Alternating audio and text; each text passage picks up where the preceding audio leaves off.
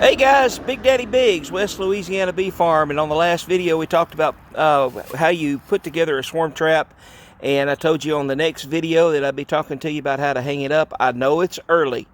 I realize that. It's like January the 28th, I believe, right now, today as I'm making the video, and yeah, this is early for putting up swarm traps, but I wanted to go ahead and get you prepared. That way, I told you I was going to give you a gift of free bees. Kind of free. You got to have a box. Cheap bees anyway. And good genetics. Feral bees have really good genetics for survivability. So I wanted to go ahead and put the video together for you on how to hang it up. I don't want to delay on this because if I delay, you might not get ready early enough. You need to have your swarm traps out by the first week of March.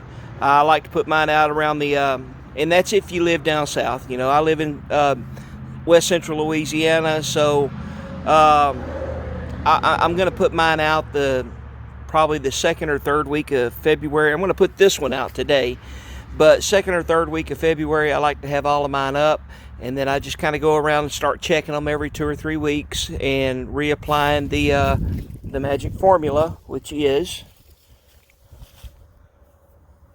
this stuff right here. Premium Swarm Lure Swarm Commander. Look them up. You can get them. You can buy this on Amazon, or you can. I think it's Blythewood Bee Company online is who makes it. But anyway, I start going around and I start checking the traps and reapplying the stuff. Here's the box that we talked about the last time. Got my frames over here falling, and what I did is I've got 3 screws. So let me pause this just. Okay, I want you to be able to see what I'm doing. Here's the board. We're going to put it back here, and I'll show you this from a different angle when I'm done. But I've got 3 screws in it because I really want this to be sturdy.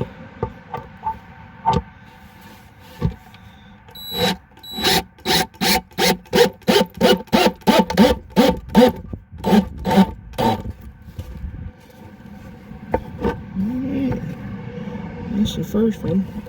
I'll give you a little better angle.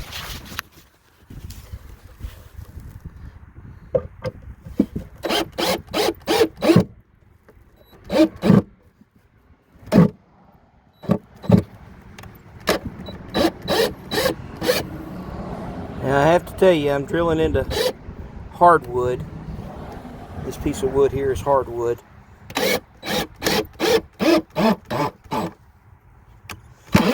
It just ain't liking this. There we go. And the last one.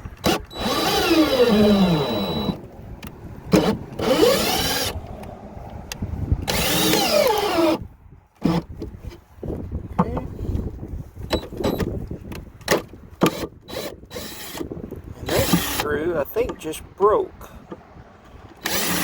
That's why I don't like this hardwood. I really don't like using it.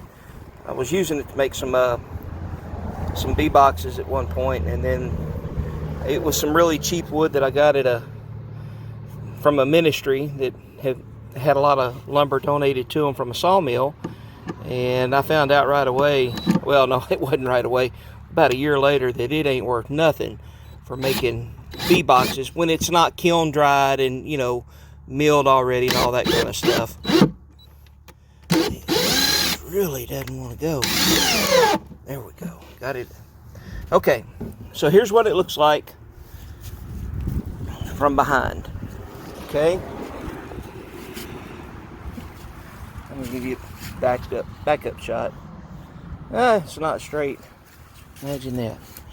But yeah, what I'll do, I'm gonna put the lid on, and then I'll screw this to a tree out in the woods. So let me get the lid put back on, and I'll be right back. On second thought, let me not put the lid on. Let me go ahead and get this stuff. And what I'm going to do, I'm just going to put a few shots in here, not a whole lot.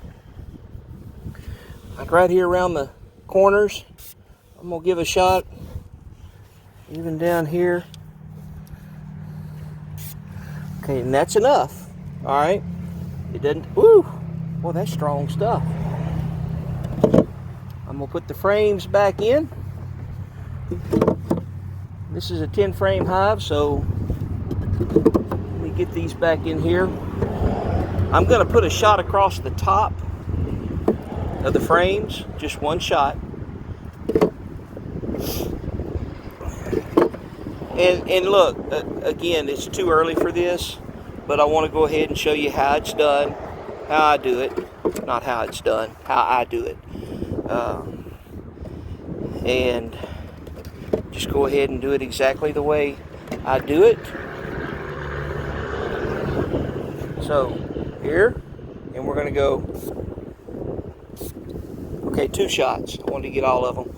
Now I'm going to put the lid back on, and then we're going to go find a place to put this.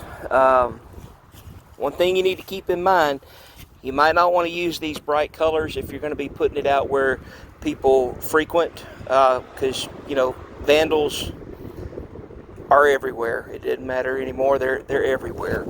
So they'll tear stuff up just to tear it up and see what's on the inside.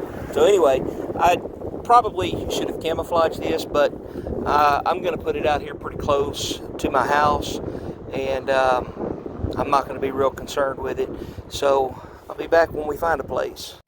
Hey everybody, Big Daddy Biggs, West Louisiana Bee Farm. And I told you I had a stash of bees that I had scoped out. Feral bees. Here they are. And if you look real close, you'll see that they're not just on the outside of this log. They're all up through it, and the log's rotten. And that's why I've never tried to. I've always wanted the log. I've wanted to bring it home since I found it. Actually, a friend of mine found this for me. She works at the police jury, and Becky called me one day and said, "Hey, we got some bees in a tree if you want to get them." And because the log is so rotten, I'm just afraid to try to bring it home. So what we're going to do is we're going to take the swarm trap and we're going to put it close by here somewhere. Not like right here, within a mile of here. And it looks like it won't take them long to fill up all of that comb, if they even fill it up. They may have put it there to shield them from the weather. So we'll see. I don't know that that's the case, but yeah, we're going to put a swarm trap out pretty close to here, within a mile, like I said, and see what happens. Okay, you may be wondering why I didn't just go ahead and put that swarm trap back there where that other colony was, or within a few feet of it, and there's a good reason for that. There's my reason. It may not be a good reason, but I do have a reason for it, and the reason is because my experience when it comes swarm season and the colonies are beginning to procreate and they're beginning to split off and make new colonies, they send out a bunch of scouts, and those scouts will leave the hive and they'll go off somewhere to find a suitable place for them to go to and build a new colony. And I don't feel like when they leave that box that they're immediately looking for a colony right there. They're looking somewhere else. This is just my personal experience with this, because I've had bees that have swarmed inside my bee yard. I'm sorry, I'm looking in my mirror over here to make sure I'm not blocking anybody. I've seen bees swarm in my own bee yard, and I've had swarm traps set, and I've had lure set in the swarm traps, and sometimes they have not worked. So I feel like the bees need to get away from a little ways away from the original colony, and I think it's partly because they don't want to. I think bees have a natural instinct to not inbreed with each other. If they can prevent that from happening, they will. Queen bees will go way off to mate. They'll go outside of the normal, 2 to 3 mile area that the bees normally forage for food. They'll go outside of that area even to find a suitable drone area, where they mate, a mating area. So I feel like when they leave the hive, they're not just looking to hang out right there and build another colony. So I feel personally, get outside of an eighth of a mile, but within a couple of miles of where the original colony is, if you know where one is at, and you're going to increase your odds of getting a swarm.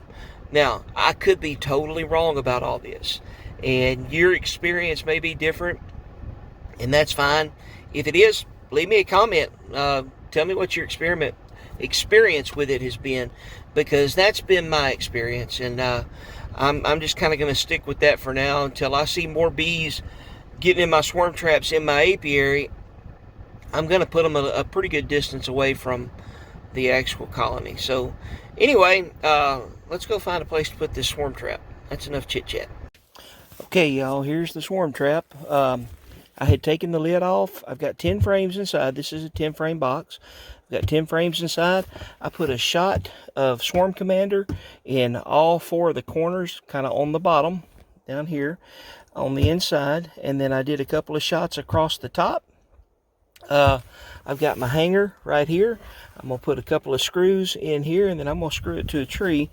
One thing you might want to consider doing is I put my contact info. I know it's kind of hard to see. All I had was a really fine point pin, like a zebra pin, so it was kind of hard to write on here, but I put West Louisiana Bee Farm, and then I put honeybee swarm trap so they'll know what it is, that there might be bees present.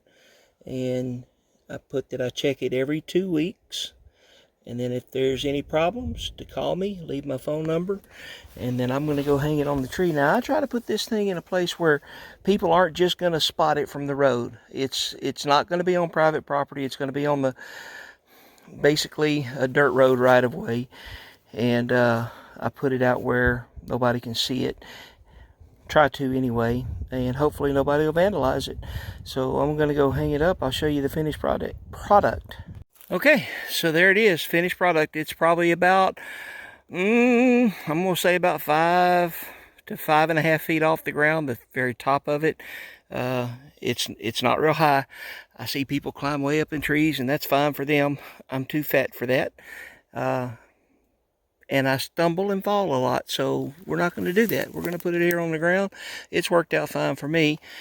And I got a little bit of a clearing through here. It's a pine forest plantation, so they kind of keep the rows a little bit cleaned up. It's actually like a freaking briar thicket right through here. But then back this other way, it's clear on down to the road. I think it's going to be well hidden. I'm actually parked right over there, and I can't see my car, so once I get back to it, I'll see if I can see the box. Anyway, I'm going to show you how I'm going to mark this spot here too. I use a GPS, a hunting GPS, to actually mark where I put my swarm traps so I don't lose them. So let's do that. Okay, so I'm back in my car. My battery died while I was putting the box up, and I wanted to show you the app that I use to mark the location of all of my swarm traps. I'm gonna suggest that you get a hunt stand, is what it's called, and it's very handy if you're putting out numerous swarm traps each year, because you're going to forget. If you're my age, you're going to forget where you put them all. So this app helps. If you'll go to Map Editor, it's the square to the top left. Tap on it, and then you tap on the Show My Location compass thing in the upper right corner, right above the search magnifying glass. So you'll see the blue dot. That's where I am currently, and I did a pin drop where I put the box, so I know how to get back to it when I come back to check my traps. It's real easy to mark your spot. You just hit the plus sign on the right hand side of your screen, right above where it says trace, and right under the compass there's a plus sign, so you'll click on that, and then you'll see the little pin drop with the plus sign on it. Oops, let me bring it back up. You click on that, And then down at the bottom it says, you know, my location, latitude, longitude, add marker. And I just click on my location when I'm standing by the box. And then it'll ask you, you know, give it a title, give it a type of marker. You have to tell it what type. I just put trap, and then I'll, for the title, excuse me, I'll put swarm trap. Okay? And it's as easy as that. And then you hit save, and you are all done. So I hope this video has been helpful. Please like and subscribe and comment if you have any questions. I'll be adding to this later on. This is like going to be, I don't know, swarm trap part 2, I guess. I'm going to put it on my blog site, which is Westla Beco, West Louisiana Beco, but it's West, WESTLABEECO.blogspot.com. And you can go to that and you can find this blog where I'm doing the swarm traps. At the time of this recording, I haven't actually put that blog post together yet, but I will. And I'll post it down in the comments when I get done. So, hey, y'all have a great weekend. God loves you. I love you. And I'm out. Bye.